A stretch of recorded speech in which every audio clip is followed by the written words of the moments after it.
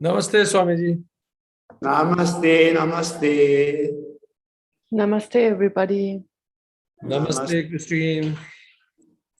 Namaste, Danilia. Namaste, Bhagavad Nanji. Namaste, Madhulika ji. Namaste, Adrian. Namaste, Namita ji. Okay, sorry, only 1 minute. I can do one thing and I'm ready.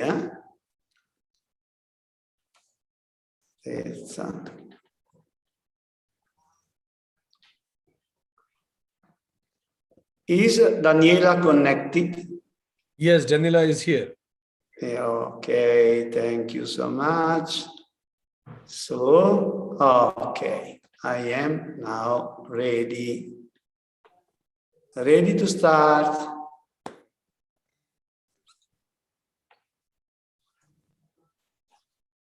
Perfect, Swamiji. You are welcome, and I welcome everybody in this last session of Bhagavad Gita series. So we are all looking forward to listen the amazing story of Mahabharata from our respected Swamiji. Over to you, Swamiji. Let's begin. Thank you, thank you. So, as usual, I speak in Italian. And Daniela, in this occasion, translate to me. Daniela, yes, of course. I'm ready. Daniela, noi eravamo durante lo svolgimento di uno Svayamvara, cioè di come posso dire, di una competizione che si faceva nell'antichità quando un re voleva assegnare le sue figlie in sposa a qualche principe. Era assunto delle puntate precedenti, giusto? Sì, stiamo facendo quello, prima. Okay. So we, the last time we were in a ceremony where the king was organizing, let's say, a big competition to assign his daughters. E avevamo visto che tra il pubblico era presente Krishna. And between the people that were attending the ceremony, there was also Krishna. Diciamo il re di Dvaraka. Lui era il re di Dvaraka. Yes. L'ottava incarnazione di Vishnu che si era incarnata nella tribù degli Yadava. The king was the 8th incarnation of Vishnu in the tribù of... il nome della tribù, per favore, Amadio? Yadava. Yadava, in the tribe of Yarava. E si era incarnato assumendo sembianze umane, come egli stesso aveva spiegato il perché. The same Vishnu, sorry, took the body, the human body, as he has already previously explained. E lui aveva detto che lui si era incarnato per tutelare la virtù. And he said that he came back to this world to preserve the virtue. Per distruggere il male. To destroy the bad. E per stabilire la rettitudine. And to establish the right way. Per questo, aveva dichiarato, per questo nacqui dall'una all'altra età. For that reason, he said that he went back from one era to another one. Quindi Krishna era presente in questo torneo con il suo fratello Balarama. So Krishna was there at that competition with his brother Balarama. Adesso iniziamo la sesta puntata, siamo sempre lì su quel campo di torneo. And now we start the next episode. We are still in that field, in the competition. Ecco, prendi pure il testo. Krishna sottovoce disse a suo fratello Balarama che stava accanto a lui. Sorry, scusa Amadio, ma questo non è il testo che ho io davanti. Ah, sorry. Siamo al settimo episodio, non al sesto. Sì, sorry. No, questa cosa c'era già stata. Invece siamo alla settima puntata in cui i Pandavas erano arrivati ad Hastinapura invitati da Dhritarashtra. So also the Pandava arrived at the same competition because they were invited by the king. Okay, but in this episode is another thing, sorry, because I was in sixth puntata e non nella settima. Quindi i Pandava erano stati invitati ad Hastinapura per un duello ai dadi. Ecco, ricominciamo da lì. Yes, so the Pandava arrived because they were invited to fight, of course, during the competition. La mattina seguente avevano dormito ad Hastinapura e la mattina seguente erano stati svegliati da musicisti, cantanti, dei loro strumenti. After they slept, the next morning they were awakened by musicians, singers, and their instruments. Dopo gli esercizi del mattino e la colazione, fecero il bagno, indossarono abiti nuovi, dissero le preghiere, si spalmarono di pasta di sandalo, si profumarono e alla fine si incamminarono verso la sala del consiglio. After the morning exercises and breakfast, they bathed, put on new clothes, said prayers, smeared themselves with sandalwood paste, perfumed themselves, and finally walked to the council hall.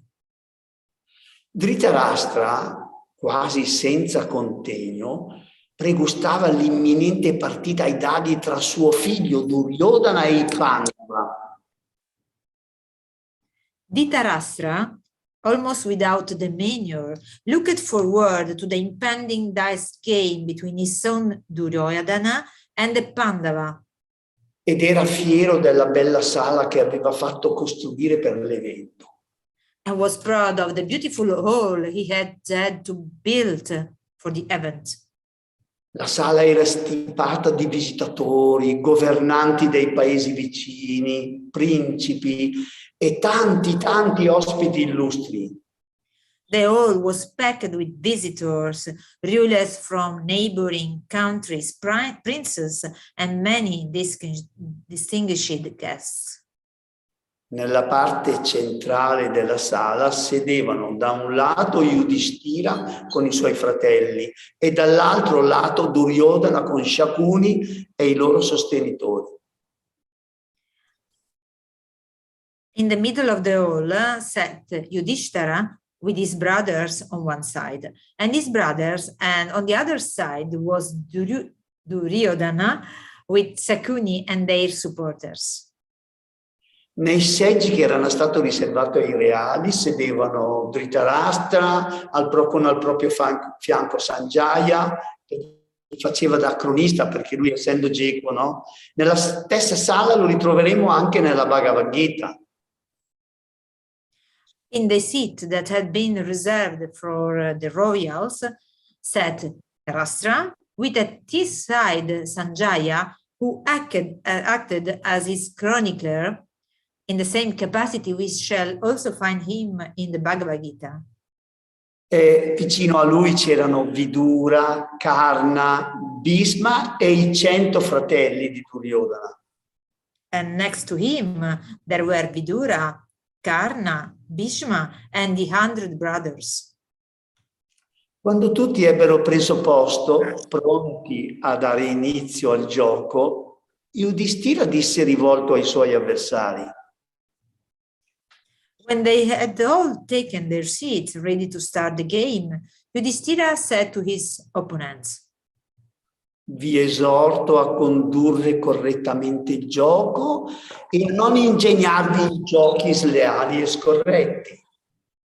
I urge you to conduct the game properly and not to engage in unfair and improper games. Già di per sé stesso il gioco d'azzardo non è disdicevole, ma quando si ricorre all'inganno diventa disonesto. Gambling in itself is not unseemly, but when you resort to deception, it becomes dishonest. In una partita come questa non può esservi alcun inganno, replicò Shakuni. There cannot be deception in a game like this, replied Shakuni.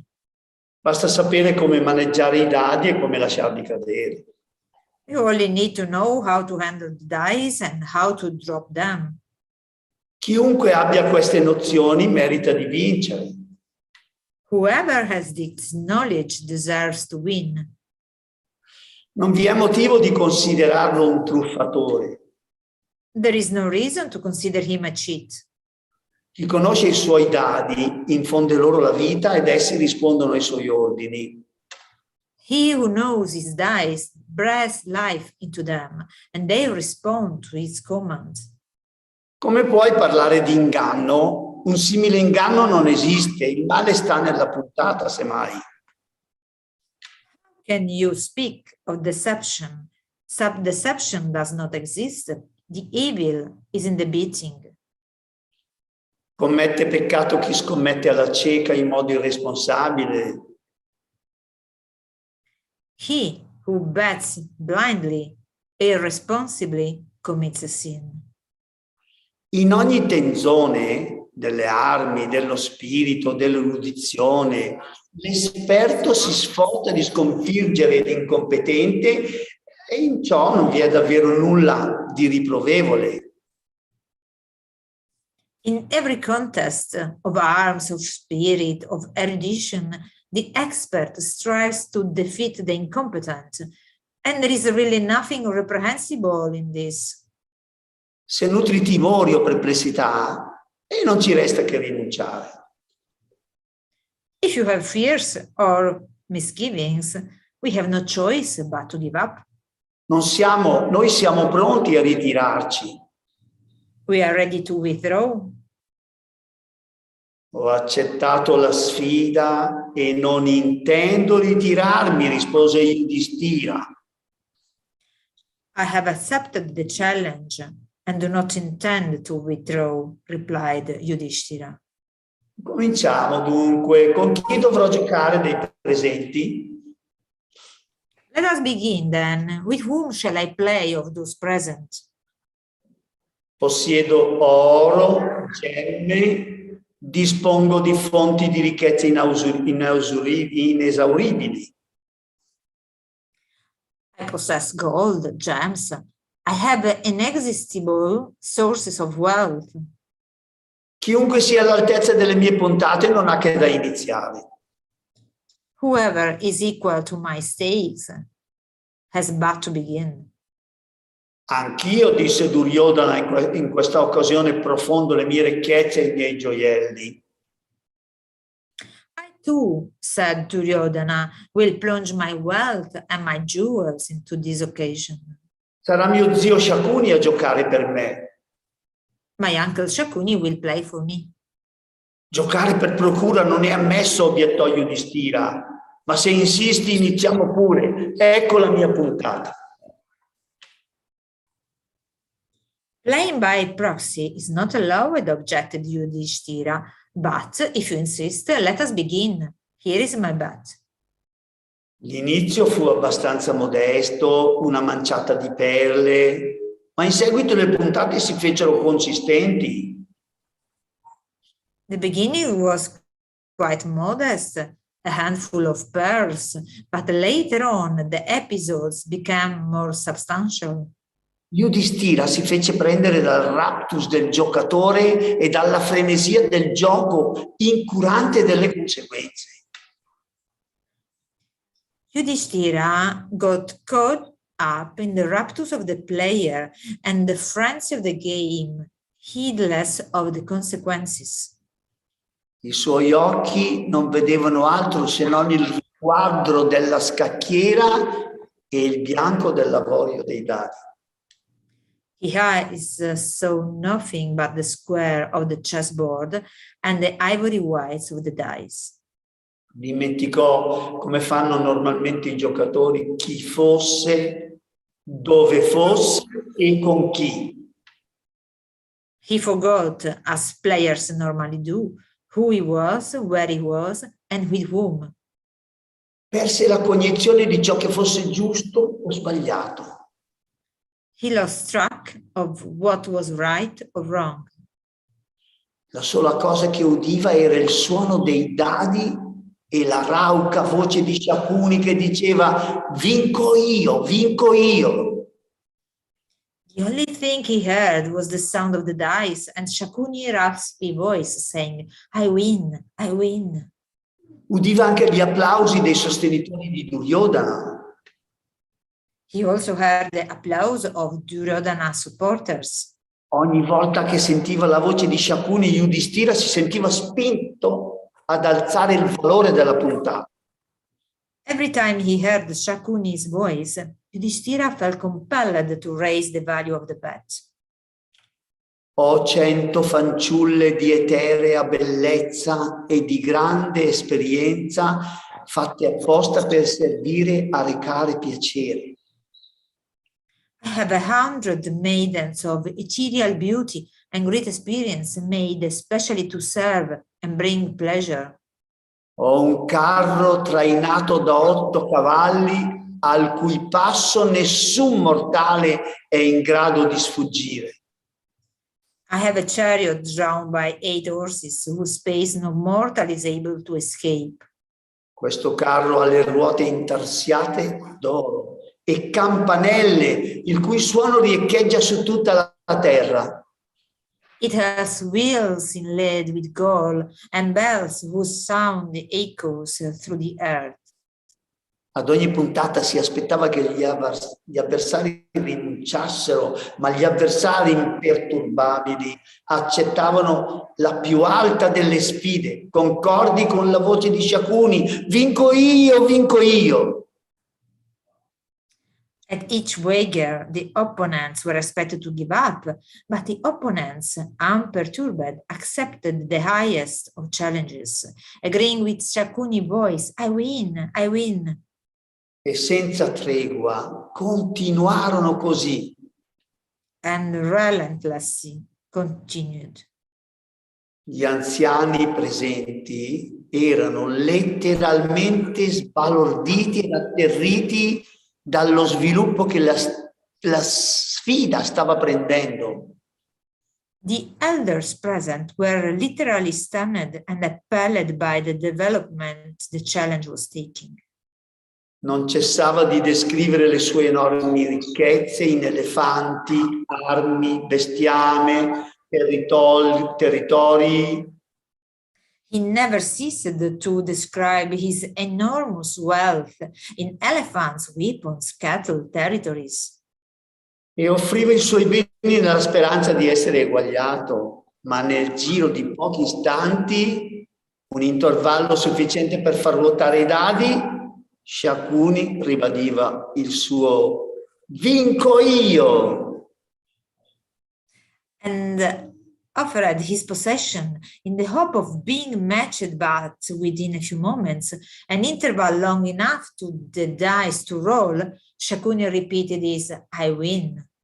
All'improvviso Shakuni si rivolse a Yudhishthira e con voce assai sarcastica gli disse: "O re, mi accorgo che hai perso una parte rilevante delle tue ricchezze." Suddenly, Shakuni turned to Yudhishthira and in a very sarcastic voice said, O king, I see that you have lost a large part of your wealth. Ti accordo il tempo necessario per riflettere e poter valutare quanto ancora ti rimane, dopodiché mi dirai se vuoi continuare. I will give you time to reflect and assess how much you have left, after which you will tell me if you wish to continue. Yudhishthira si sentì punto nel suo orgoglio. Perché vuoi che faccia la stima dei miei beni? Ne posseggo ancora milioni e trilioni. Non preoccuparti dei miei limiti. Ecco qui. Yudhishthira felt pricked in his pride. Why do you want me to estimate my wealth? I still possess millions and trillions of them. Don't worry about my limits. Here it is. Vinco io, affermò Shakuni. I win, said Shakuni. Che importa? Possiedo ancora bestiame, cavalli, pecore, fino alle rive del Sindhu. Li giocherò, continua. What does it matter? I still own cattle, horses, and sheep, all the way to the banks of the Sindhu. I will play them. Go on. Vinco io, affermò Shakuni. I win, said Shakuni again. Ho la mia città, il mio paese, terreni e beni di ogni genere, possiedo tutte le case. I have my city, my country, land, and all kinds of goods. I own all the houses. Vinco io. I win. Ora le mie ricchezze sono i principi, i miei alleati. Eccoli nei loro paludamenti regali. Now my riches are my allied princes. Here they are in their royal robes. Vinco io. I win. In men che non si dica Yudhishthira aveva perduto tutti i suoi principi vassalli, i suoi soldati e i suoi attendenti. In no time at all, Yudhishthira had lost all his vassals, princes, his soldiers, and his attendants. Shakuni gli chiese con occhio cupido: ti rimane ancora qualcuno? Shakuni asked him with a greedy eye, do you still have anyone left? A questo punto intervenne Vidura. Basta!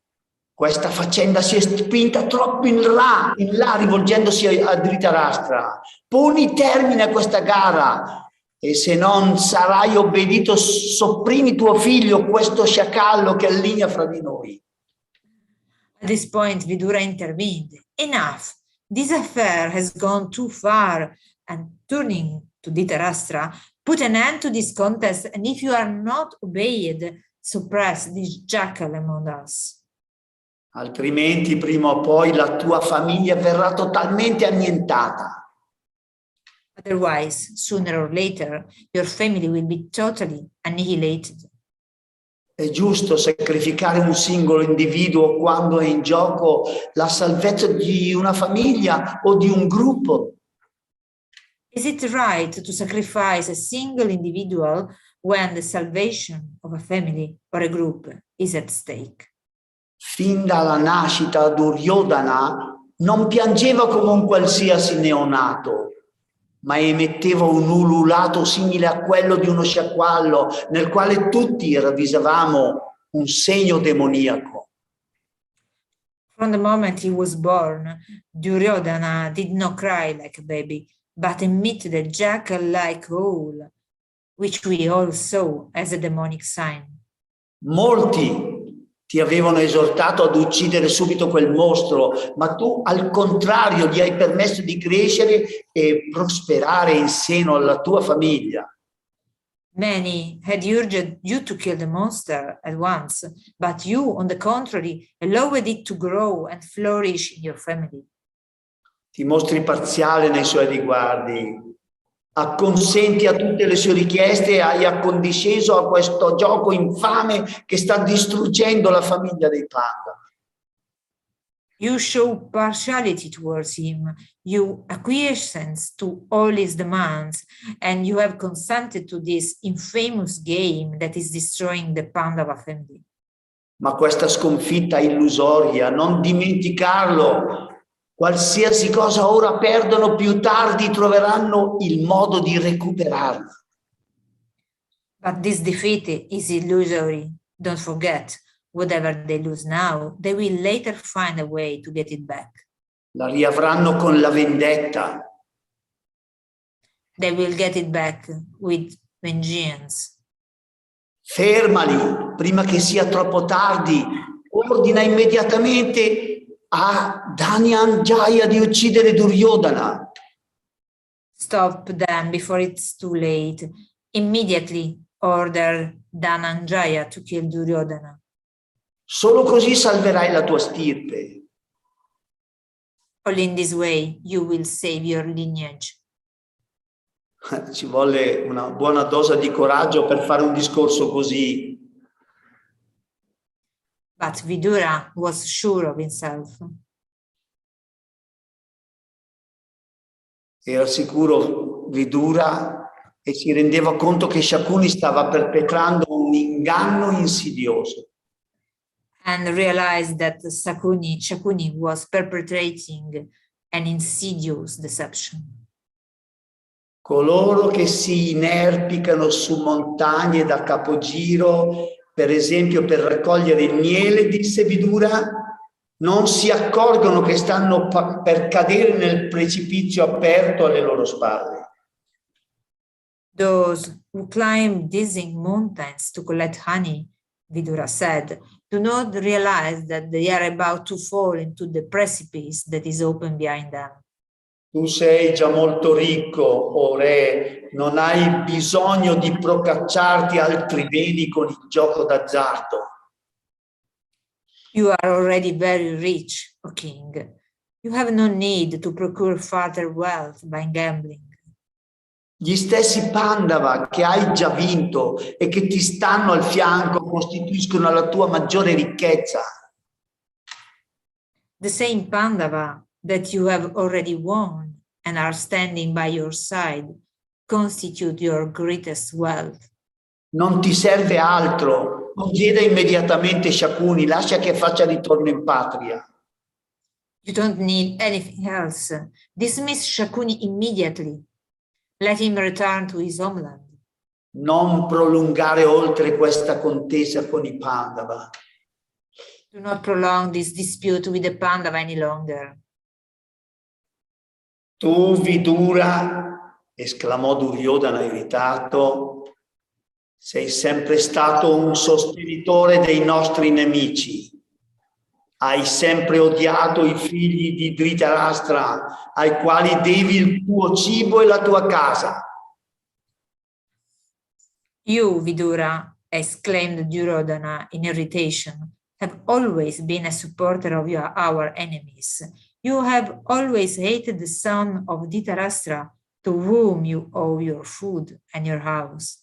Io non faccio che seguire i suggerimenti della mia coscienza. Essa mi dice di fare questo o quest'altro e non vedo in ciò niente di male.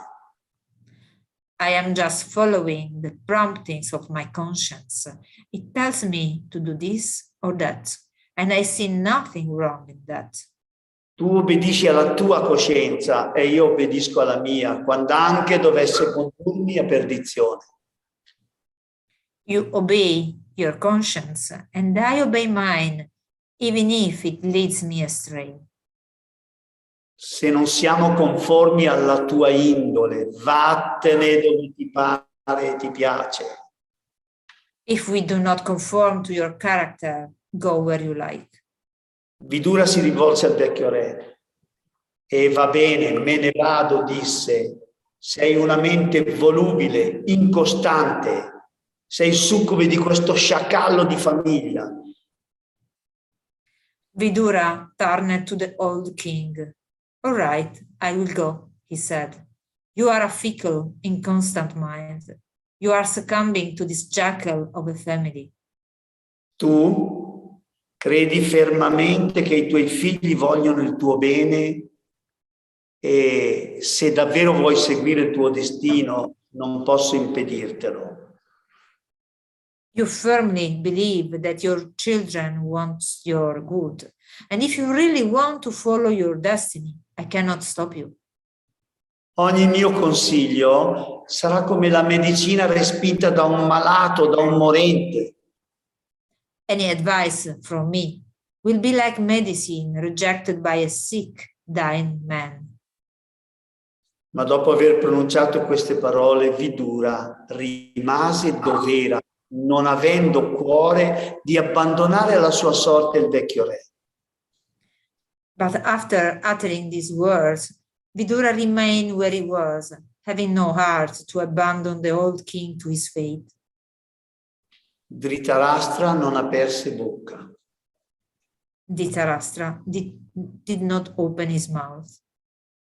La partita a dadi riprese con Yudhishthira che aveva già perduto tutti i suoi principi vassalli, i suoi soldati, i suoi attendenti e Shakuni che gli aveva chiesto con occhio cupido: ti rimane ancora qualcuno? The dice game resumed with Yudhishthira, who had already lost all his vassals, princes, soldiers, and attendants, and Shakuni, who had asked him with a covetous eye, do you still have anyone left? Yudhishthira a quel punto aveva posto lo sguardo sul fratello minore, che si teneva in piedi alle sue spalle e lo aveva additato. Yudhishthira, at that point, had set his eyes on his younger brother, who was standing behind him, and pointed at him. È il fratello che adoro, disse Yudhishthira, è lui la mia ricchezza. He is the brother I adore, he said. He is my wealth. Vinco io, disse Shakuni, facendo cenno a Nakula di avvicinarsi. I win, said Shakuni, beckoning Nakula to come closer. Ma un attimo dopo Yudhishthira stava già additando Sahadeva. But a moment later, Yudhishthira was already pointing at Sahadeva. Non vi è giovane più saggio di Sahadeva, disse. È erudito, conosce la giustizia di tutto l'universo. There is no wiser young man than Sahadeva, he said. He is learned. He knows the justice of the whole universe. Vinco io, esclamò Shakuni, e Sahadeva fu esortato a portarsi a fianco del vincitore. I will win, exclaimed Shakuni, and Sahadeva was urged to stand by the victor. Shakuni allora guardò i fratelli che ancora rimanevano e con tono furbesco disse: Bhima e Arjuna sono figli di tua madre, mentre questi due sono figli della tua matrigna madri. Metterli in gioco ti è stato più facile. Shakuni then looked at the remaining brothers and in a slight tone said, Bhima and Arjuna are the sons of your mother, whereas these two are the sons of your stepmother, Madri, and it was easier for you to bring them into play. In seguito a questa bassa insinuazione, Yudhishthira montò in collera. Following this low insinuation, Yudhishthira mounted in anger. Ecco un parto della tua diabolica mente, esclamò. Stai tentando di seminare la discordia fra noi e di accusarmi di parzialità. This is a product of your diabolical mind, he exclaimed. You are trying to sow discord among us and accuse me of partiality. Perdonami, o re, disse Shakuni, inchinandosi con ostentata umiltà. Forgive me, O king, said Shakuni, bowing with ostentatious humility.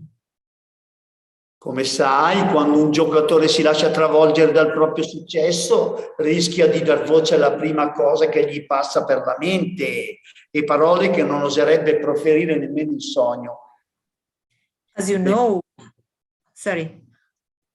Vai. When a player is overwhelmed by his own success, he may say the first thing that comes into his mind and words that he will not dare to utter even in his dreams. Yudhishthira allora indicò Arjuna e disse: Yudhishthira then pointed at Arjuna and said, Ecco, è lui l'eroe degli eroi. Nessuno lo scommetterebbe al gioco, ma io sono pronto a farlo. Ora vediamo. Here he is the hero of heroes. No one will bet him at the game, but I am prone to do so. Now, let us see. Vinco io, disse un'altra volta Shakuni. Non ne rimangano altri? I win, Shakuni said again, and there are no others left. Lo domandò mentre guardava Bhima, rigirandosi i dadi fra le dita. He asked as he looked at Bhima, turning the dice between his fingers. Certamente, esclamò Yudhishthira, ora scommetto Bhimasena. Certainly, exclaimed Yudhishthira, now I bet Bhimasena. Nessuno è in grado di eguagliare la sua forza. Egli impugna la folgore e annienta l'avversario. No one can match his strength. He wields the thunderbolt and annihilates the opponent.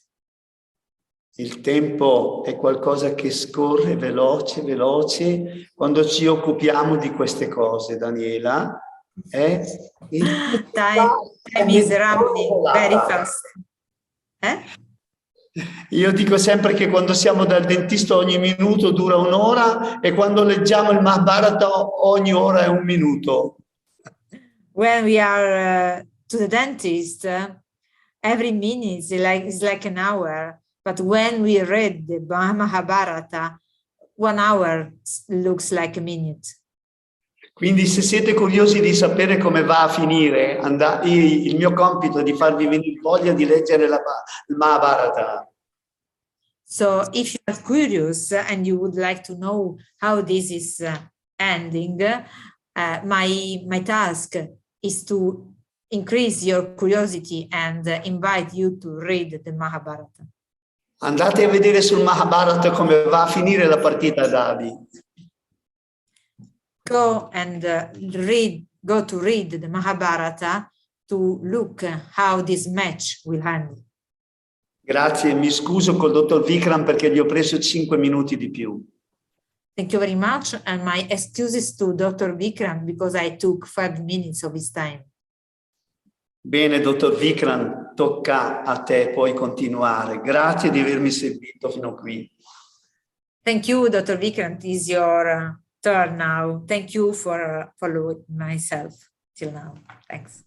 Thank you, respected Swamiji and Daniela. And Swamiji, in fact, I was just thinking, your task is 100 times more difficult than my task. Because Gita has only 700 verses, but Mahabharata has 100,000 verses. To summarize 100,000 verses in 7 sessions, it's almost impossible. And I had to only summarize 700 verses in 7 sessions. And that is also I am finding very difficult. So that's amazing the way you brought it to this level. Thank you very much. So, dear friends, let's begin with the last session on the timeless lesson of Bhagavad Gita. I heard that there was a prince. He was going through his palace. He found a room, and that room has lots of paintings. He found a very beautiful painting, and out of curiosity, he started looking at that painting. The painting was of a small child, and she was amazingly beautiful. That prince fell in love with that girl in the painting, small girl in the painting. Then king noticed that the title of the painting was Princess of Kashi. Then he could know that that little girl is actually Princess of Kashi. Then he noticed the signature of the artist with a particular date on that. So when he noticed the date, he calculated that it is a 15 years old date. It means this painting is 15 years old. So if that girl's age in the painting appears 10 years, it means wherever this girl may be today, she should be of around 25 years. And the moment Prince calculated her tentative age, a desire came in him that I want to marry her only, come what may. He stopped eating. He stopped all the activities Only one wish he had, that whosoever is this girl, I want to marry her only. King deputed a minister to inquire into the matter. When minister came to know about it, minister said, "Oh prince, you don't worry. I know this girl personally. I know when this painting was made. Even I know the artist also." And king said, that prince said, "Before you start explaining me about this girl, you need to promise me one thing, that you will get me married to her only." Minister said, "If after listening to whatever I said to you, after listening to whatever I say to you, if you will still insist to marry that girl, I promise we will make arrangements for the marriage." Then Prince was ready to listen. Minister said, "It is a 15 years old story. A skit company, a drama company visited our state, and they were to present a drama called Princes of Kashi. And there were many kings of different neighboring states who were invited to see that drama. But one day before this drama, a girl who was supposed to act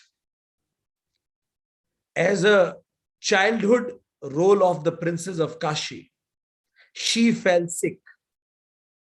So because the girl who was supposed to act as a Princess of Kashi in the drama fell sick, and everybody was gathering to watch the drama. Now it was a difficult situation. Now what to do? So your mother, means the queen of our state, suggested a good idea. The idea was, that time you were also very small, and you used to look very cute. So the queen said, "Why don't we put some wig on you, make you do some rehearsal, and finally present you only in the skit as Princess of Kashi." So this is what happened then. You put wig, you did some rehearsal, and you acted in the drama as Princess of Kashi. You did so phenomenally well that in order to remember that day, your mother made this painting of you. So, O Prince, whom you want to marry, without whom you can't even survive as you think, which is the source of your happiness, you are that prince. So only you are that. You have the person without whom you can never be happy. You are that. And this is what is the topic I want to talk today. Whole life we keep on searching for things around. And finally we realize that the happiness lies in myself. And that why do I keep on searching? And how do I connect with the world? It is because of the identities that I get. Now let me show you this. So what are the identities that I get around? One identity, think about it. I'm just giving you maybe 1 minute to think and complete this sentence. I'm telling you to complete this sentence. I am ... Complete these sentences in 5 ways, which you generally do in your life. What do we say? I am Banu. I am a girl. I am Turkish. What else? I am a student. I am a teacher. Maybe I am a mother. I am a sister. Whatever. So when I say I am ... So this is what I generally refer to myself. So the moment I say I am male, What do I see in the world then? Female or transgenders? Because I see world from male perspective and female see world from female perspective. So the moment I define myself something, my perspective is already set. And I see whole world like that. Lord Buddha was doing some meditation in the jungle with his eyes open. Suddenly, a girl came running in the jungle and passed by. There were two people who were running behind her. So when she ran away, then those two male, when they came, they asked Lord Buddha, have you seen where that girl went? Lord Buddha replied, I noticed a being going through here. Whether she was girl or a boy, I don't know. Because still I used to consider myself as male, I used to notice female around. But the moment I don't identify myself with male or any gender, since that day, I stopped noticing female also around. So how do I see myself? Is the reflection I see in others. If I see myself as black, I will see there are white people on the planet. If I see myself as white, I will see there are yellow and even red people on the planet. So I will start noticing. If I see I'm Arab, then there will be some Israelis, some Indians, some Americans. And if I'm born in Arab, I may grow up listening to the stories of atrocities done by the Israelis. Isn't it? And the other way around also. If I'm born in Israel, I will grow up listening the stories of atrocities of Arabs. So how I will get conditioned? It will depend on who am I. If I call myself Arabs, then Israelis are bad. And if by chance I was born in Israel, then Arabs are bad. Isn't it interesting? Next is, if I call myself with a particular religion, a Muslim or Hindu, if I'm a Hindu, I'll see Muslims around. If I'm a Muslim, I may see Christian, Jew, or Hindu around. So how do I define? Will decide how do I define others also. But if I grow up in consciousness, if I see myself as human, what I will see? I'll see animals, plants, and insects around. Because then if I say I am human first, no religion, no state, no nationality, I am human. Fine. I am human, but I can kill animals because they are different now. Greater definition of self. I am a living being, not only human. Then what happens? If I am a living being, I will be merciful for animals and plants because even they are living. But I will be merciless with the planet. Global warming and all. But if I say, I am matter, physical body, matter, then I may start searching for what is beyond matter, the spirit. Then I won't see these limited identities. I won't call myself with name or caste or creed or gender.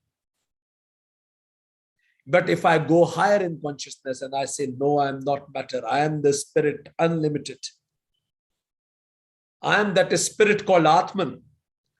Then I may think of united consciousness, that we are one because there is one Atman. And then I reach to the truth, Om. So how do I see self is the way I see around. How do I see self will define how will I see the world. So what is rising in consciousness? Going higher in the hierarchy, more higher, leaving these limited identities of religion. You see these limited identities of nationality, religion, color of skin, gender, going beyond these limited identities. And the moment you go beyond, a slight high in consciousness, and the sight will be different. The moment we go slight higher in consciousness, if you say that I am human, see, you won't see caste, creed, race, gender, nothing you will see. You will have humanitarian connect with everyone. You can go beyond, higher in consciousness. And when you go highest in consciousness, and then you see that I am this consciousness, I am one with this universe. This concept is called Om. And then what I see around, nothing else. Ramana Maharshi was once asked how to behave with others. Maharshi was at this level of consciousness. Om. Maharshi said, there are no others. I don't see anybody others. All are me. I am with all. And this thing will bring a different perspective. I see him. Him means the God or the consciousness or myself. I see that consciousness in myself. Chapter 16 of Bhagavad Gita says, I see him in myself because I know I am that. I am that an infinite consciousness. So I see him. Him here means infinite consciousness, which people may call as God. Absolute reality, which people may call it Allah. Whatever name people may call it, Brahman. So I see that Brahman in myself. Then I see that Brahman in you also. Chapter 5, verse 18, Krishna says, one who sees Brahman in everybody really knows me. Then I see Brahman in whole nature. Even plants are sacred to me because I see me and them are connected. We are one. I see Brahman in them. I see absolute consciousness in them. I am consciousness. Trees are consciousness. Animal are consciousness. Chapter 10 elaborates on that of Bhagavad Gita. Then I see whole nature in Brahman. Then I see whole nature in consciousness. Brahman and consciousness are same. So when I see whole this nature in consciousness, chapter 11 of Bhagavad Gita says that. And finally, what happens is, I see that consciousness everywhere, every time, in everything. And this seeing is called Bhakti. What is Bhakti? When I see absolute truth in everything. So I feel connected with everything. So I feel love for everything. And this is what you call as Advaita. Advaita means there are not two. We all are one. Because I broke all limited identities and I reached to the highest ladder, and that is called Bhakti Yoga. And there it is said in Upanishads, Tat Tvam Asi, you are that universal consciousness. Or Aham Brahmasmi, even I am that universal consciousness. So when you are same, you are consciousness, I am consciousness, that makes us one. That is called Bhakti. And then Bhakti means love. Bhakti means devotion. Then love will be automatic. You don't need to strive to love somebody. It will be automatic. When mother knows I and child are one, the love of mother for the child comes automatic. Because when you know you are one, it becomes automatic. So this is called Bhakti, which automatically sprouts out of knowledge. Knowledge of what? Of our oneness. And then what happens? Then this Bhakti from the life of delusion brings the life of devotion. How? Rather than seeing world colored in different limited identities, you see whole world one in consciousness, united in consciousness. That is what you call as life of devotion. And life of devotion brings Bhakti Yoga. So how it is? How do I reach to the reality? So there are 4 steps Bhagavad Gita told us. First, karma yoga. Do your karma first. Because otherwise, even if I have told you this, that Aham Brahmasmi, what difference does it make, Banu? Nothing. It is good to know, but it is important to behave like that. But how will you behave without karma yoga? So start acting first. So what is karma yoga? Remember session 1? In one line, what is karma yoga? Do your best and leave the rest. This is what is karma yoga. Do your best, give your 100% in whatever you are doing, and don't bother about the results. Then what is law of karma? We revolve to evolve. We take birth again and again. In every birth we evolve. So once we have command on karma yoga, then go for upasana yoga. Upasana yoga we studied. Remember session 3? What is upasana yoga? Peace with self and peace with surrounding. If I am at peace with self, I will be at peace with surrounding. And for that, I need to sit back. Upasana, sit back to myself, with myself. Remember session number 4? Meditative mind, art and science of meditation. Mind is a monkey, monk with a key, and the key lies in meditation. So that is upasana yoga. So what karma yoga will give you? Right action and proper attitude. It is called purity of mind, seeing things properly. What is the gift of karma yoga? Purity of mind. What is the gift of upasana yoga? Stability of mind. When your mind is pure and stable, now you will understand scriptures better. Now you are eligible for Bhakti Yoga, for Jnana Yoga. What is Jnana Yoga? Remember session number 5. You should know art of living and art of dying also. Death is a comma, not a full stop. Know this. Don't be afraid of it. It's a teacher. And then what is Jnana Yoga? Know thyself. Know that you are pure spirit. You are pure consciousness. Unlimited consciousness you are. The moment you know that you are not limited identities, you are not matter, then you are eligible. Automatically bhakti will come in you. Automatically.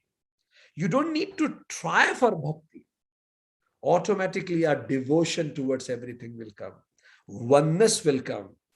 Bhakti, and then surrender will become automatic. You will become merged with universe. You'll become one with everything in consciousness. And this is the objective of life. No fear. And this is how 4 stages Bhagavad Gita teaches us.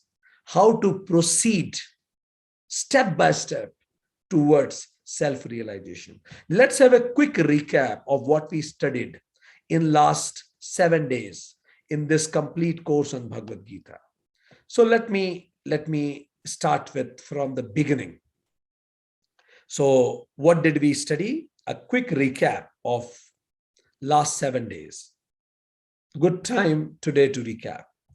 So from here we begin. We started a 7 days course on Bhagavad Gita. These were the topics we covered. First topic was diagram courtesy Adrian, Karma Yoga. So in that session, we discussed about the situations, actions, and results. And we discussed that situations are not in our control, actions are in our control, results are not in our control. So do your best and leave the rest. We discussed that in detail. Second was about law of karma. We understood what is karma, what is karmaphala, what is sanchit karma, purushartha, prarabdha, what are the impermanent instruments, permanent instruments. And we discussed that know that we come in again and again to evolve every time. So it is not a punishment system. It is an opportunity to evolve. We discussed that, law of karma. Then we discussed upasana yoga in the next session. We discussed that what is upasana, sitting near to yourself to know thyself, and how to begin with that. At the body level, what should be done? At senses level, what should be done? At speech level, what should be done? At mind level, what should be done? And how to improve concentration. We discussed all in that session. And then art and science of meditation. We understood what is meditation. We understood difficulty in doing the meditation. Two foundations of meditation. As I told you, Karma Yoga is must for meditation. Yama, Niyama are must for meditation. Without Yam and Niyam, you can't have stability in mind, purity of mind. And then we discussed about the steps, how to do meditation. And after that, in session 5, we understood what is birth.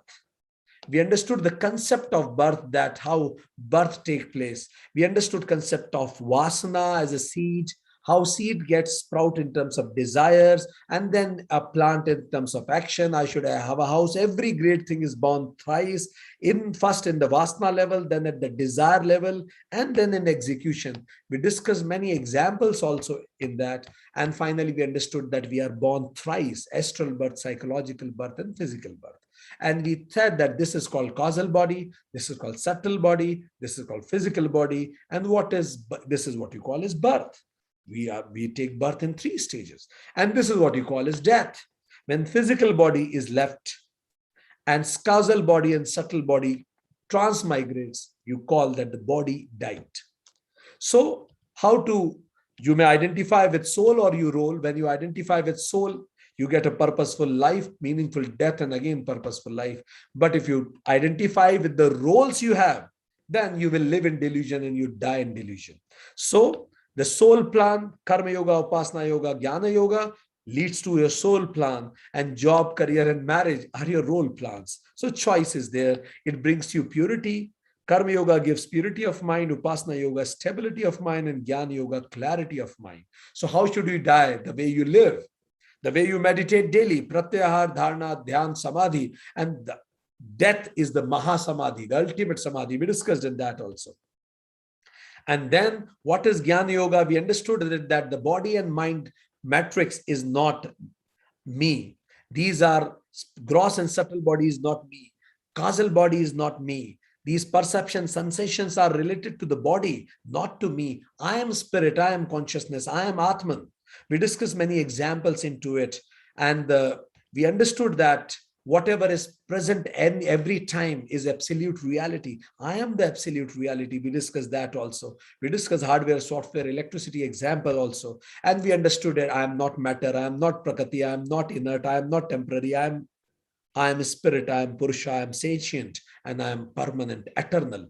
To know this, we understood it that this is called apara jnana, that tells me about my surroundings, but it gives me a roller coaster ride.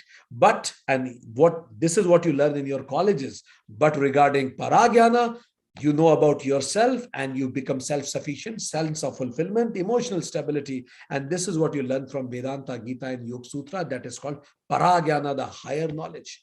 And then to execute it, you need to listen, contemplate, and practice on daily basis. And this is what we completed. After knowing this much, we understood it that suddenly, automatically, we go beyond these limited identities. And this knowledge, with that knowledge, when you go with beyond limited identities, you become one with yourself, one with others, one with nature, and one with whatever is there around. And that oneness is called Advaita. And then you realize you are that, even I am that, and such automatic devotion sprouts out of it. And that devotion is called Bhakti Yoga. So the Gita, when Gita talks about Bhakti Yoga, it is qualified Bhakti. It's not ordinary Bhakti. For that, you need to, that's why in Gita, first chapter talks about Karma Yoga, next chapter talks about Upasana Yoga, then Gita talks about Jnana Yoga, and finally Lord Krishna in the end talks about Bhakti Yoga, that you leave everything and surrender to me. But who can do that? Who is a Jnani? That automatically happens to him. He doesn't have to struggle at all in that. So this is a journey from self to self, and what you call as Bhakti Yoga, Jnana Yoga, Upasana Yoga, and Karma Yoga. Over from my side, now we are open for questions.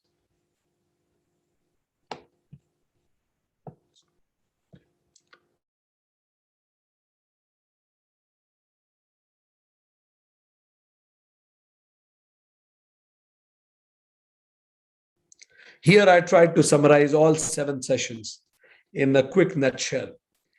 Now we are open for any question, any clarification, any opinions we can discuss.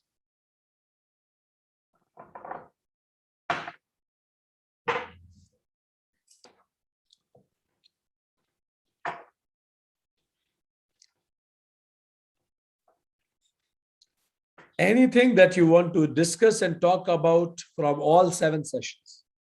For your ease, let me just put all the sessions together at once so that you will have an idea what all we covered.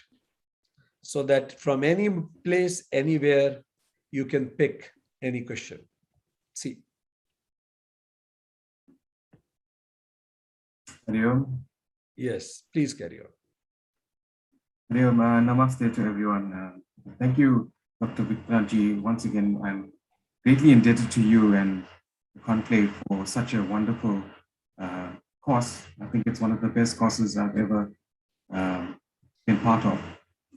My question is, as I find myself progressing on the path, or if I make an effort to progress and assimilate this knowledge, it feels like the world sometimes tries to drag you back into your old habits, and it becomes almost like an electron trying to jump a valency.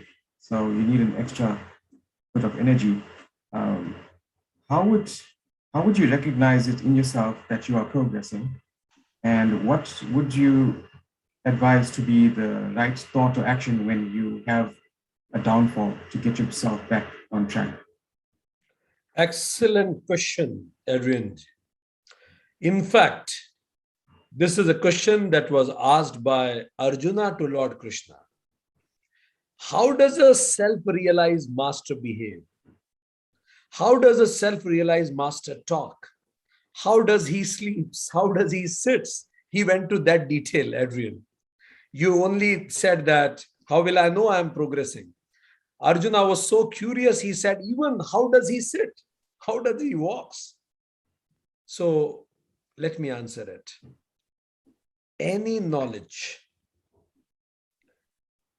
if it does not reflect in behavior, it means it is only conceptualized, not realized. So the acid test is your nature on daily basis will change. If earlier you used to get angry on 10 situations, you will see that gradually now only on 8 situations you will react. Then gradually you will react to 5 situations. And one fine day you will find there is nothing at all to react. It's just a drama. So first is behavior. You won't lose your tantrums. Anxiety level will start going down. There are some people when they meditate and they have very strange and strong experiences in meditation. Like they feel their kundalini is going up. They feel that the whole body is vibrating. They feel warmth in the spinal cord. And then they ask me, how do you decode these spiritual experiences? I just tell them, just match these experiences with your day-to-day behavior. If your day-to-day behavior is having amazing shifts, no fear at all you are feeling to the world. Even if you are meeting richest person on the planet, highest position in the government, but at the same time, you are not either feeling yourself lesser than anybody or greater than anybody. You are just equal to all. Oneness. Even if somebody does bad to you, you don't have a single ill thought to that person. And rather, you reflect back with blessings. So I tell them, if this is also happening, then those experiences are authentic. Otherwise, those are not authentic experiences. So the acid test is the reflection in behavior towards self and surroundings. Otherwise, there is little difference between hallucinations and spiritual experiences. Fine. If there is no behavioral shift, it means it's just hallucination. But if your physical experiences are reflecting in your behavioral experiences also, it means you're realizing it. Have I answered you? Thank you. I think maybe keeping a journal, a self-reflection journal or diary may help as well. You will have a journal, or you are a technical, excellent person. So you can have a journal on cloud. When I say cloud, I mean a spiritual cloud. One fine time, it happens that every moment you are tracking yourself. Like if you are talking to, I am talking to you, there is something in me who is watching me talking to you, and who is watching me the kind of words I'm using. Or if I'm answering very good, am I feeling egoistic about it? Or if I'm not answering good, am I feeling bad about it? So somebody inside me is tracking me simultaneously. Cloud technology, you know. So gradually you may develop a spiritual cloud. Initially, you may start with noting down things, that how many times in day my behavior was not in my control. Like kids do in abacus. Remember that? So first abacus, how many of you have seen abacus? Have you heard of it? So it's abacus is an instrument of wood. Kids use to calculate. So first they are given that wood, and then they calculate on that. And then they take that wooden instrument away. Then kids by their own fingers calculate like this. Then finally their hands are also tied. So in their mind, they do this humbo jumbo. And finally, gradually, they become it. So this is how maybe initially a physical journal may help. But in the later times, this is what you call Sakshi Bhav. You become observer of yourself. Have I answered you? Yes, thank you very much. Thanks once again. Any other question, anybody? Dr. Tomar, Aditya. Yes, Aditya ji, please. Firstly, big thanks, Dr. Tomar, once again. I think from your side and Swamiji's side, it was a big and tremendous effort to summarize this big thing in 7 sessions. And we've been fortunate enough to attend the longer versions also, but this was exceptionally good. So big thanks to both of you. My question is pride bad? Does it come with a lot of I-ness in it? The point is, when I feel I am somebody or something, any identity which is not true will create pain. Any identity. It is just like this. You have not done your education from Harvard's. Fine. But there is a small town in some country called Harvard, and you are from Harvard, and somebody is considering you that, okay, you are from Harvard, it means he is misunderstanding you to be from Harvard, America. But actually you are from a small town called Harvard near to a small village. But somebody is giving you that respect and you are happy about it. But even if you get that respect for some time, one fine day, people will come to know and that respect will be taken away. So every false identity is just like that. What are the false identities? False identity is I am strong. False identity is I am weak. Both of them are false identity. False identity is I am energetic. False identity is I am dull. Both of them are false identity. False identity is I am smart. False identity is I am ugly. False identity is I am successful. False identity is I am unsuccessful. Because all these things relate to the drama. If in a movie somebody is successful and another person is not successful in that movie, what difference does it make? Once the movie is over, it's over. So all these identities are false. Every false identity, if I attach myself with it, it will create pain. It is just like that. I am a Hollywood actor, and in that Hollywood movie, I acted as the president of United States of America. And now once the movie shooting is over, I am wondering why people are not bowing down in front of me. Where is my protocol? Why people are not respecting me? It was all dream. It is a dream. So everything that is other than my being united conscious is a false identity, and it will certainly bring pain to me. And please pay attention. I said, if I feel myself weak, even it is a false identity. Equally false as if I think that I am strong. Superiority complex puts us away from self-realization, equally as the inferiority complex puts us away. So any complex, whether it is superiority or inferiority, it will take us away, because we are neither superior nor inferior. We are we. So have I answered it?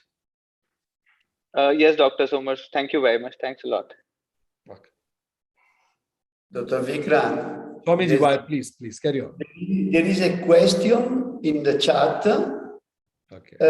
from Raksha. What is the difference between vasana and desire? Okay. Desire. Raksha, Vasana is the deep-rooted, hidden, unconscious wish. It is very deep-rooted. Even you don't know about yourself. That is called Vasana. Fine. And the desire is which you know about it. Fine. So like, for example, I have a Vasana, deep desire to be appreciated by all. Deep desire.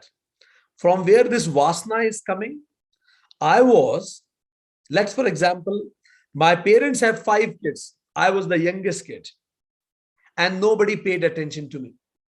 So I am attention seeker. So this Vasana is so deep in me. And I don't know that I am an attention seeker. But yes, I will do every possible thing to please my boss. Because I like when boss says, Adrian is the best boy. And I feel so happy. Wow. I am applauded in front of everybody. So this desire of applaud is I'm conscious about it. But that deep-rooted desire of to be acknowledged, I don't know about it. So the desire to be acknowledged will create many small desires, conscious desire. Like for example, if my husband did not wish me on my birthday, my whole day will spoil, because deep-rooted desire of acknowledgement. Fine. You see some people, if you don't wish them on their birthday, they don't mind at all. Okay. Even they don't remember that you didn't wish. And you remember some people, you dare not miss their birthdays. Otherwise, not only their day will be spoiled, even your day will be spoiled. Fine. So why? They know that they need to be wished. This is called desire, which you are conscious about. But it comes from very deep-rooted experiences. Or not only of this lifetime, Raksha, many lifetimes. Like for example, in your past life, somebody killed you. Somebody very close to you killed you by giving poison. Now, what is the dying thought? I am deceived by the people whom I love. Now I am born with this soul imprint in this birth. Never trust anybody. I don't say that I don't trust anybody. By default, it is difficult for me to trust anybody. This is Vasana. There are many people, like including me, it was so difficult for me to trust anybody.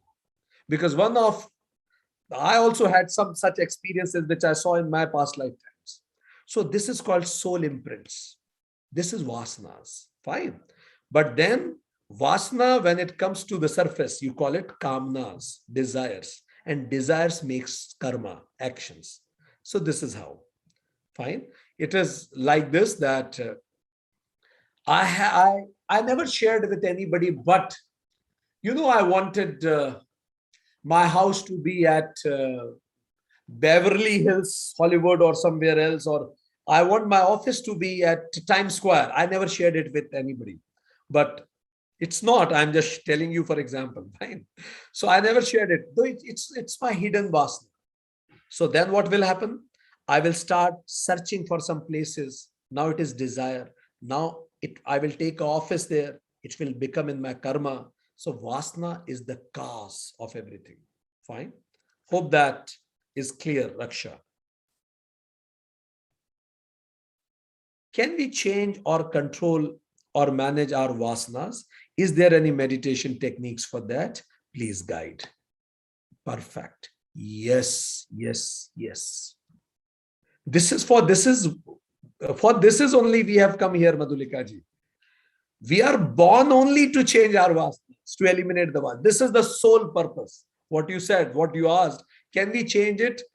This is the only person, Banu, Adrian, Rameshji, Raksha is here attending this class. This is only we have come to the planet because Vasana brings us here.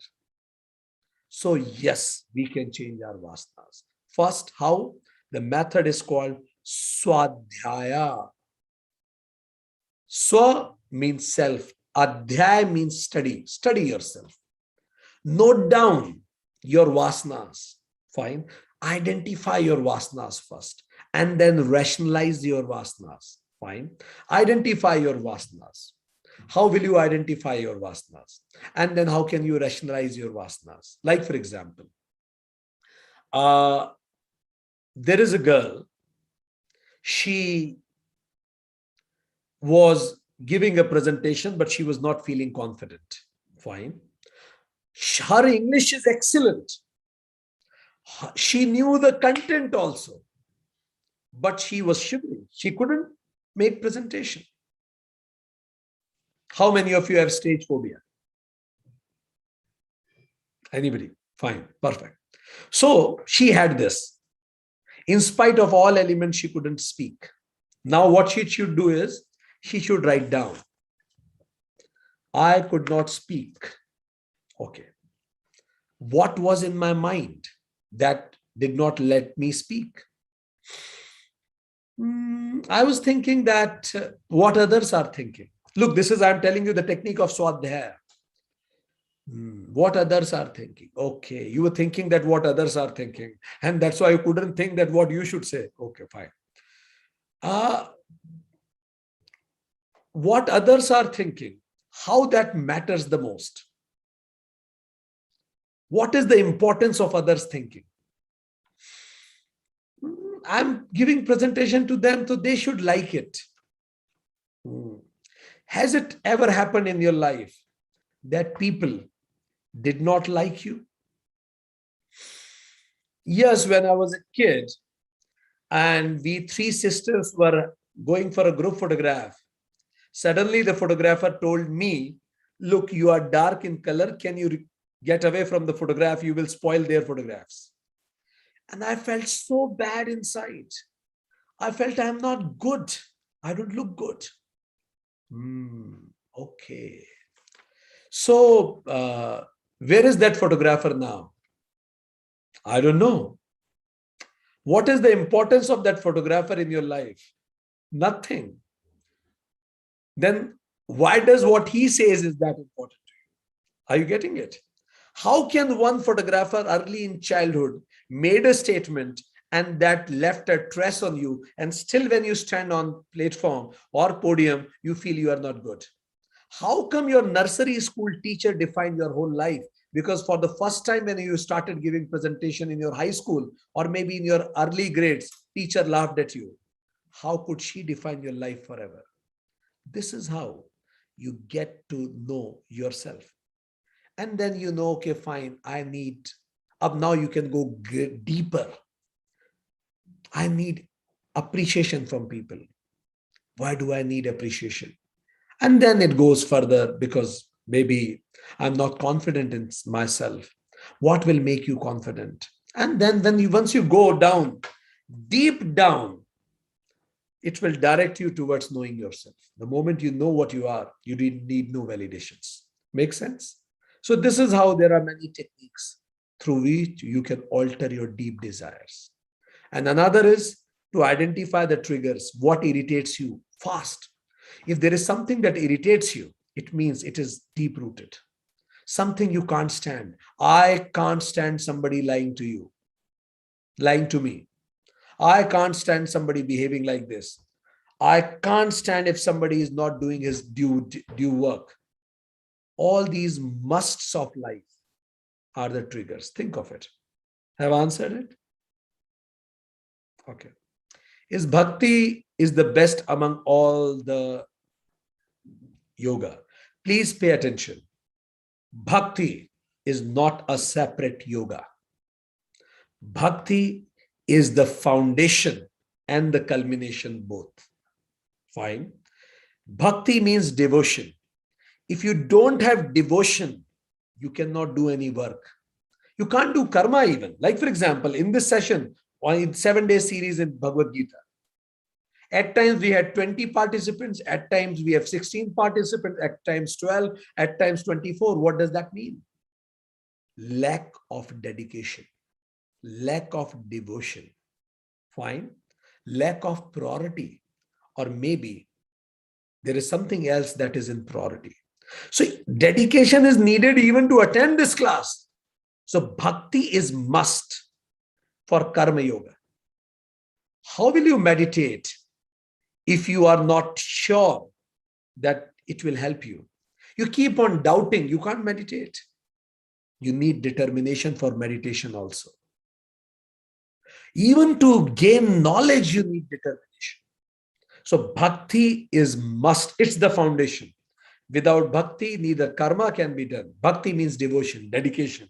Without dedication, neither you can do karma yoga, nor upasana yoga, or non-jnana yoga. Jnana yoga, you need lots of studies. You need to study a lot. You need to study self a lot, study scriptures a lot. That needs a discipline in life. Isn't it, Banu? You need a discipline in life. From where will it come? Bhakti, dedication, devotion. Once you do all this and you become a jnani, then automatically you will become a bhakta. Fine. Like for example, I remember that I read somewhere Einstein used to say, the more I study science, the more I believe in God. So when you really become a jnani, you become amazed with this creation. And then you know when you are one with it, that is called bhakti. So bhakti is not a separate yoga. Thanks for asking this. It is integral in all yogas. Without bhakti, nobody can do anything. But bhakti mentioned in Gita is a qualified bhakti. And that's why people get confused. When Lord Krishna said, leave everything and come to me, I will liberate you. So logical people don't understand this. What does that mean? Should I take Krishna's statue and hug it? But I can't relate with that. Please pay attention. Lord Krishna did not start Gita with bhakti. Bhakti comes in Gita after 10 or 11, 12 chapters. It means first Krishna qualified Arjuna. First few chapters are on Karma Yoga. This is the sequence of Gita. Then few chapters are on Upasana Yoga. Then few chapters are on Jnana Yoga. And then Krishna says, now you can see with that Jnana, everything is me. I am everywhere. Because even this plant, mountain, this glass is made up of the same consciousness. You, me, I am in you, you are in me. And if you can see it, then you can surrender to me. Come and surrender to me. So now it becomes easier. So that's why bhakti in Gita is a qualified bhakti. If you don't qualify for it, it is not actual bhakti. It may be then superstition. So you need to qualify. And those great bhaktas, they were great jnanis. Vallabhacharya, Nimbakacharya, Chaitanya Mahaprabhu, they were great jnanis. Ramakrishna Paramhans. Can you imagine Ramakrishna Paramhans gave his whole life in the worship of Lourdes Kali. But he gave birth to such a jnani called Vivekananda. How? Because Ramakrishna Paramhans himself was a great jnani. So qualify for bhakti. Hope I answered that. Swamiji, if you want to add something, you're welcome, or anybody. Yes. Dr. Tomar, Aditya, sorry, Yes. I have a question from what was asked now about Vasanas. Now, through Swadhyaya, if we are able to make some headway and try to figure out, what are Vasanas are, which are very deep-rooted and difficult to understand, there is a lot of high possibility that we draw wrong inferences about it. So how do we know that we are identifying the right Vasana?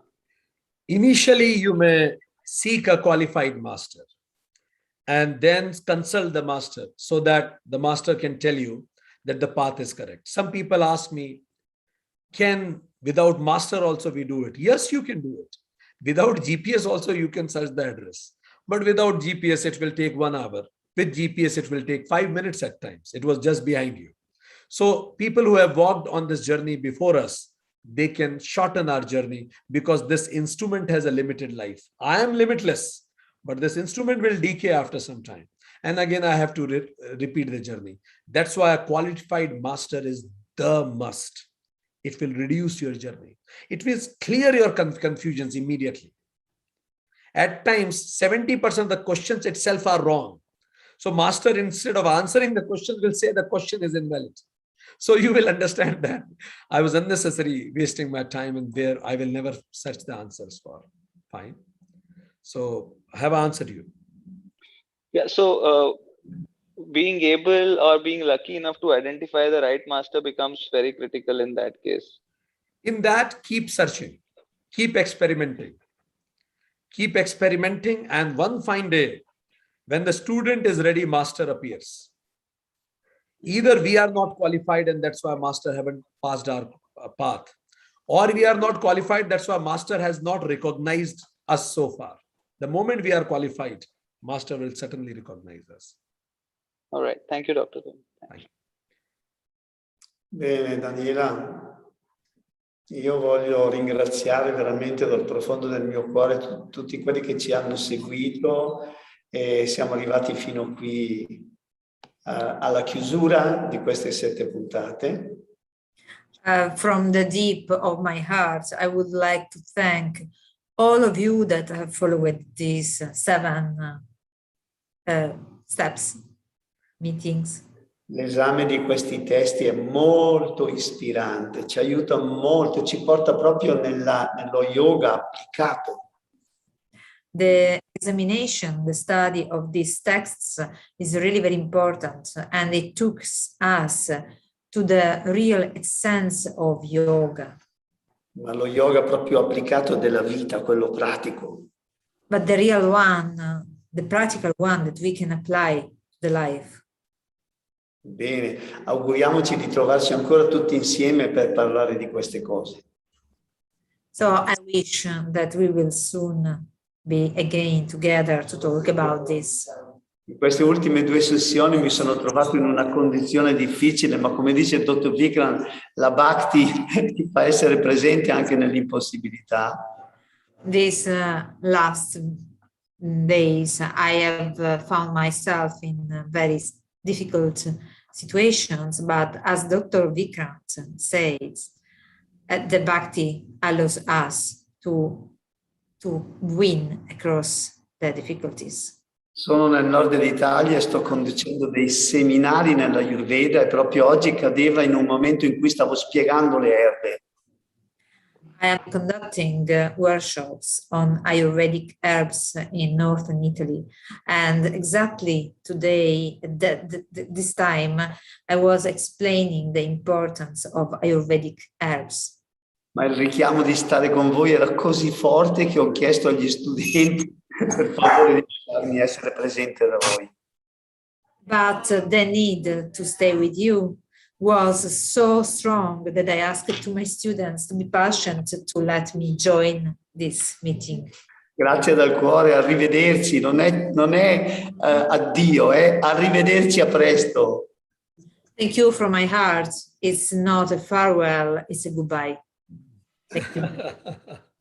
Thank you very much, Swamiji. And one more question was small left is, can psychiatrists be that master to deal with vasanas? Yes, psychiatrists can help us to understand vasanas, but to win over it, more faculties will be needed. And because psychiatrists deal with emotional stuff, spiritual realms is a bit higher and beyond the emotional stuff. But to begin with, it's perfectly fine. But we will be needing more inputs than that. And yes, Swamiji, thank you very much. Really, we are honored to that you devoted time and be with us here. One more thing that, friends, I want to tell is on, we have Baba Adnanji, I just saw. Baba Adnanji, you are welcome, please. I want to thank of course, everyone, and first Amadio Bianchi and Dr. Vikrant for the great knowledge they've been sharing with us.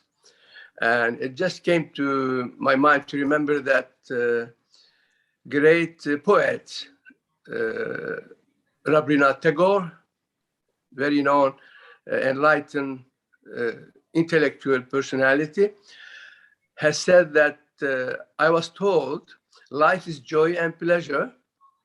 And I went to joy and pleasure, and then I saw that joy and pleasure was service. And I started to serve, and I found service was the joy and pleasure. And I like this idea of Rabindranath Tagore is perfect for me, because when we do detach ourselves from the selfishness and we start to serve as a karmic yogi, we detach from all the attachment, which is personality and ego, whatever we call all together, and that can lead us to freedom. That's the only way to serve, can take us to freedom. And when we reach freedom, we are enlightened. Just talking simply, I want to say it simply. Beautiful, Babaji. Thank you. Thank you very much. You are right, as you mentioned here.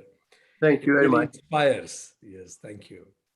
So, dear friends, on 11th and 12th, 18th and 19th, European Yoga Federation, Siddhashram, we together are organizing one of the world's biggest spiritual conference, United Consciousness Conclave 2021.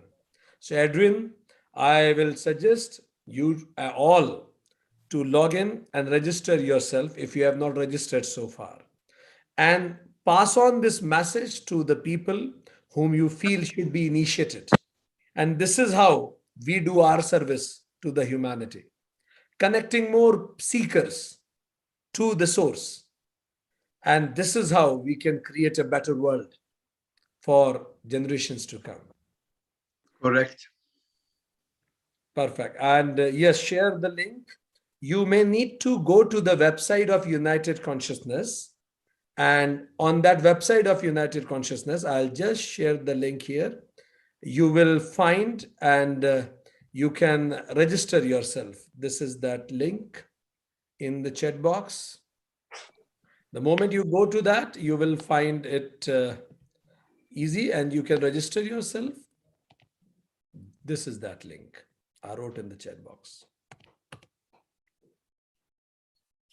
And I would like to thank you very much, if I may now, you and Amaji, because I thought it's so inspiring that I really feel a little sad that it stops here at the moment, because I think I need more of this. You know, I have the impression, and thank you for sharing everything, like Yogi Adnan said. I really appreciate it very much from the both of you. Thank you so much. Thank you, Christine. Thank you. Christine. Thank you, Christine. And as we can see that people from different countries have joined together. Maybe after some time, we may again come with a small capsule on some different topic. And till then, let's meet on 11th and 12th of December. Thank you very much, dear friends. Thank you. Thank you very much. Thank you very much. Thank you, Babaji. Thank you, Banuji. Thank you, respected Swamiji, Adrian. Thank you, Christine. Thank you. Thank you, everybody. Thank you, Team United Consciousness. Thank you, Aditya ji, Madhulika ji, and Ramesh ji. Thank you. Thank you. Thank you. Namaste. Namaste. Thank you.